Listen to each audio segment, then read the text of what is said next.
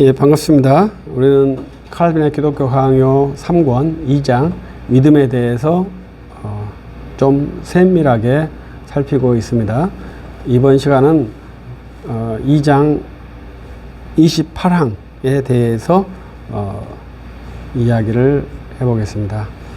우리들은 이제 기본적인 지식입니다만 칼빈은 항의 제목을 만들지 않았죠. 그러나 이제 번역가들이 항의 제목을 쓰면서 이제 우리들은 항의 제목이 있는 걸로 생각을 하게 되는데요. 칼빈은 그 항의 제목을 쓰지 않고 2장의 제목만 쓰고 그 나머지는 전개를 하고 있습니다. 그래서 우리들이 각 항의 제목을 자기 나름대로 잡아보는 것도 칼빈을 읽는 하나의 좋은 방법이 될 것입니다. 우리들이 성경 읽을 때도 마찬가지죠. 저자들은 장과 절을 나누지 않았기 때문에 그 장과 절은 계시적 권위가 없습니다. 그래서 그러한 것들을 우리들이 성경 읽을 때 주의해야 하기도 하고 또 도움을 받을 수도 있는 그러한 도구들이죠. 그런 것들을 한번 생각해 보는 것도 기본적인 팁이라고 볼 수 있습니다. 그래서 칼빈의 기독교 강요 28항의 제목을 이제 어떻게 볼 거냐 이렇게 했는데 상당히 28항은 쉽지 않은 내용입니다. 그래서 우리들이 칼빈이 믿음을 뭐라고 말했는가 이것을 한번 연구하는 것이 우리의 과제인데요. 지금 28항까지 한 절반 정도 읽었는데 명료하게 칼빈이 믿음은 이것이다 라고 규정하는 것이 어렵다는 것이 지금까지 읽으면서 가져온 내용입니다. 그런데 28항은 좀 더 어려운 내용을 갖고 있습니다. 그 어려운 것 중에 하나는 우리들이 번역하는 어휘들의 개념에 대해서 잘 알지 못하는 것입니다. 칼빈의 기독교 강요의 라틴어 어휘가 상당히 어렵다고 합니다. 그래서 번역가들이 매우 어려운 작업이라고 합니다. 그런데 이제 우리 문병호 박사님이 라틴어에서 우리 한국말로 직역을 해 주셔서 우리들에게 제공이 되어 있어서 많은 도움을 받기도 합니다. 그리고 또 그 전에는 고영민 박사님이 라틴어에서 한국말로 직역을 해 주셔서 우리들이 도움을 받았었죠. 그러나 그 이전에 있던 번역들은 중역이었습니다. 그래서 영어 번역에서 번역이 된 그런 중역 과정이죠. 그래서 생명의 말씀사 초기판이나 그 다음에 크리스천 다이제스트 나왔던 이 번역들은 중역이라고 봐야 됩니다.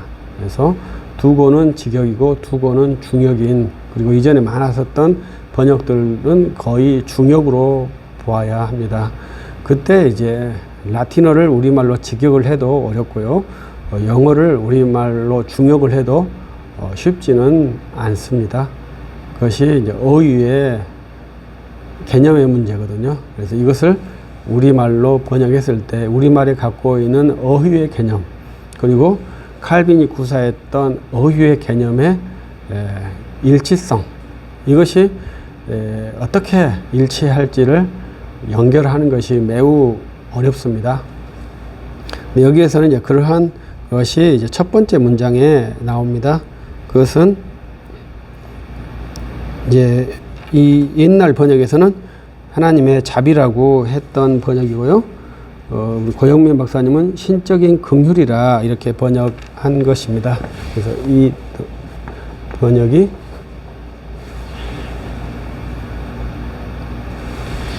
비네볼렌스 이 단어입니다. 이 단어를 뭐라고 번역할 것이냐 이렇게 했을 때 저는 이것을 지복이라는 것은 가장 큰 복이라고 하는 것이거든요. 이렇게 번역을 했습니다. 그 다음에 있는 단어가 이제 그레이스하고 페이버라는 단어고, 여기 단어는 이제 블레스라는 단어입니다. 이것도 복이라는 단어잖아요.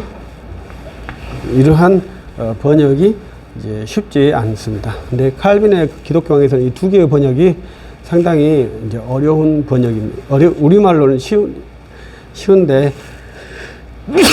번역자들이 이것을 교차로 번역해서 근데 이것을 은혜라고 많이 번역을 해놨어요.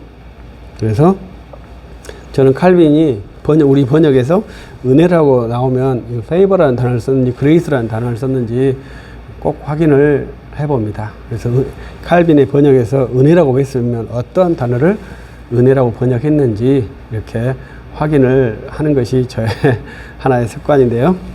그런데 이 글에서는 이 두 개를 함께 쓰고 있습니다. 그래서 우리 그레이스를 은혜라고 하죠.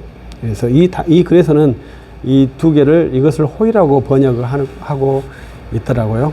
그런데 이제 이제 이것이 함께 있지 않을 때는 이 favor라는 단어를 의외로 은혜라는 단어로 많이 번역을 했습니다. 이런 것은 이제 우리들 약속이지 않습니까? 그레이스는 은혜로 하겠다.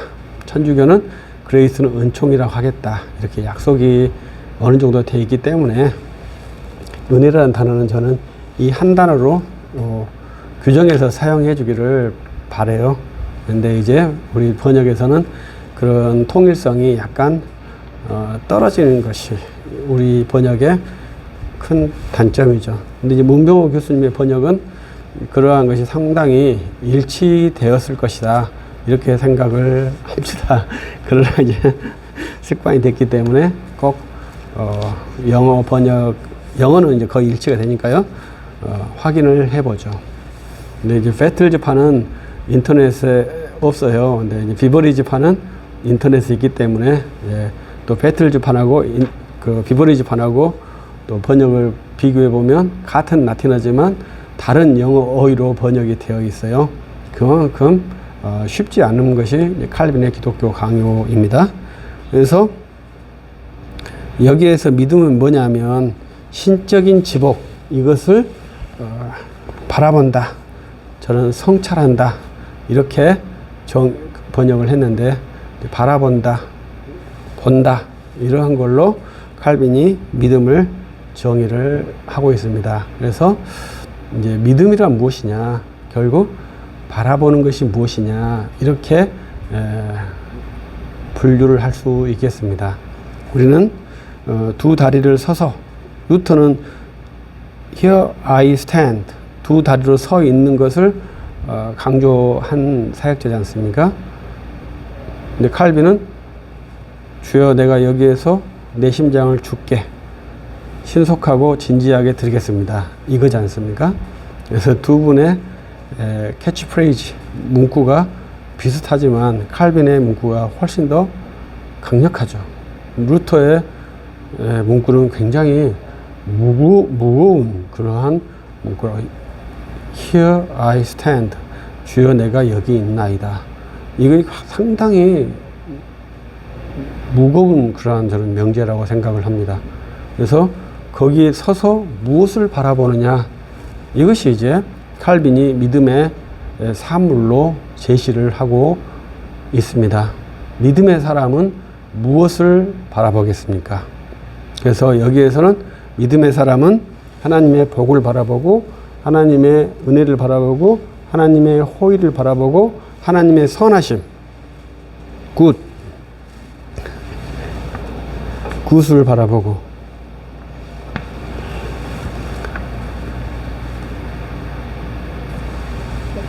선하심을 바라보고 여러분은 서서 무엇을 바라보시나요? 그 바라봄의 대상, 바라봄의 방향, 바라봄의 내용이 믿음을 결정할 수, 분별할 수 있을 것입니다. 여기서 칼빈은 먼저 첫 번째로 하나님은 선하시다. 이러한 규정을 하고 있습니다. 하나님은 선하시다. 이것이 하나의 명제지 않습니까? 우리는 이 명제 작업을 하거든요. 그런데 하나님은 선하시다는 어떤 명제겠습니까? 이 하나님의 선하시다는 계시 명제거든요. 그러나 우리들은 자기 명제를 가지고 있습니다. 그래서 내가 가지고 있는 명제가 내 명제인지 계시 명제인지 그걸 잘 알아야 되죠. 하나님은 선하시다. 하나님은 불변하시다. 하나님은 전능하시다. 이러한 것은 내 명제가 아니죠. 계시 명제죠. 그런데 우리들이 아담은 영생으로 창조되었다. 이건 계시 명제겠습니까? 이건 추론에 의한 산물이기 때문에 이것은 자기 명제라고 봐야 되죠. 그래서 자기 명제를 규범화할 것이냐, 개인화할 것이냐, 이런 것이 하나의 신학 훈련이라고 볼 수 있죠. 계시 명제는 계시적 선언이 있기 때문에 어떠한 규범보다 우선하죠. 자기 명제는 규범 명제에 후행하는 것이죠. 그래서 우리들이 그러한 이제 신학 훈련을 한다면 상당히 좋은 훈련이 될 것이고요. 그래서 하나님이 우리에게 호의를 가지시고 선하시다. 이것은 계시 명제입니다. 그래서 칼빈은 시편 80편을 제시를 해주고 있습니다. 그리고 성경은 구원의 요약, 숨마, 이게 상당히 우리들의 구원의 총체, 그것을 보여준다.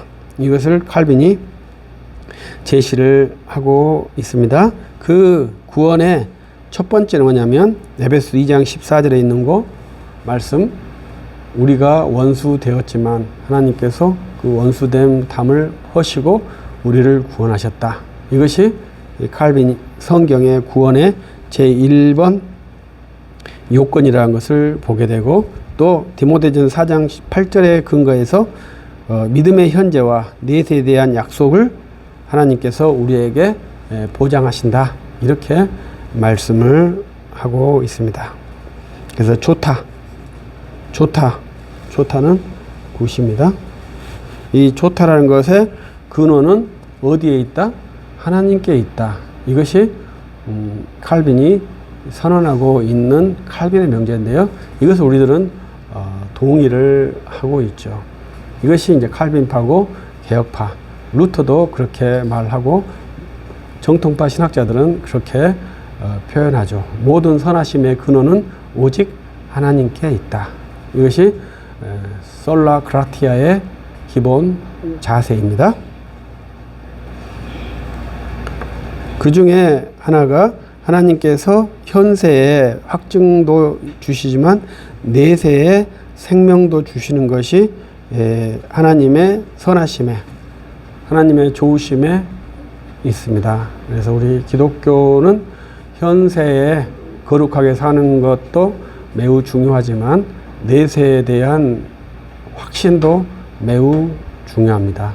그래서 우리 기독교의 가치에 내세에 대한 소망, 내세의 확신, 내세를 바라봄, 이것은 기독교 신앙에 매우 필요한 산물이죠.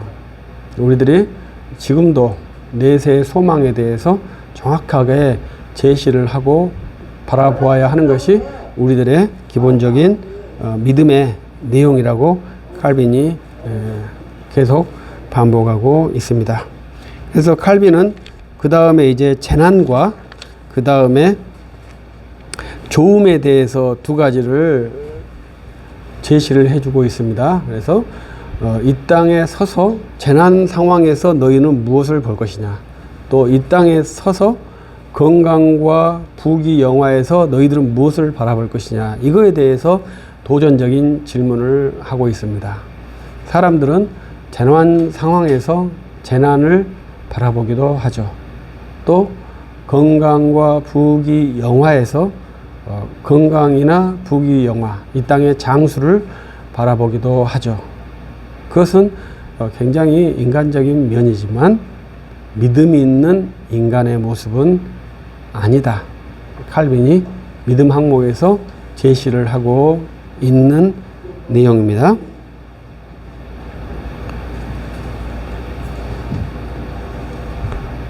그래서 우리들이 하나님의 사랑, 하나님의 선하심, 이러한 것들을 바라볼 때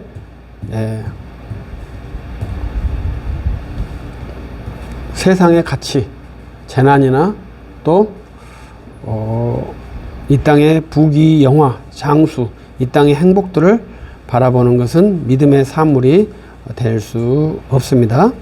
그러한 예로 칼빈은 다윗의 고백과 또 사도 바울의 고백을 제시를 하고 마지막에 제시를 하고 있습니다. 그러한 사람들은 마지막으로 마음이 흔들리지 않을 것이다. 이렇게 제시를 하면서 글을 마감하고 있습니다. 우리의 믿음의 선진들 다윗이나 바울, 이것은 오직 주님만 바라보는 그러한 결정을 했죠. 히브리서 기자도 주님만 바라보자, 예수를 깊이 생각하라, 이렇게 말씀을 했죠. 루터는 Here I stand, 내가 여기에 서서 주님을 바라본다. 칼빈은 주께서 말씀하시면 내가 즉각적으로 신속하게 내 심장을 드리겠다, 이렇게 말씀을 하죠. 저는 이 칼빈의 말처럼 여기에 서서 예수 그리스도를 바라보라, 예수 그리스도를 깊이 생각하라, 이렇게 말씀을 해주고 싶어요. 그래서 당신이 바라보는 것은 도대체 무엇입니까? 재난 상황에서 재난을 바라보며 낙담하고 계십니까? 아니면 장수 상황에서 건강하게 살려고 바라보고 계십니까? 아니면 부귀 영화를 바라보고 계십니까? 이런 것이 인간적으로 필요한 산물이겠습니다만은 그것은 믿음과 관계가 없는 사안이다. 이것이 칼빈이 제시하는 것이고, 당신의 눈이 어디를 향해 있는가, 이거에 대해서 믿음을 정의를 하고 있습니다. 그래서 오직 믿음의 주이신 예수 그리스도를 바라보며 깊이 생각합시다. 감사합니다.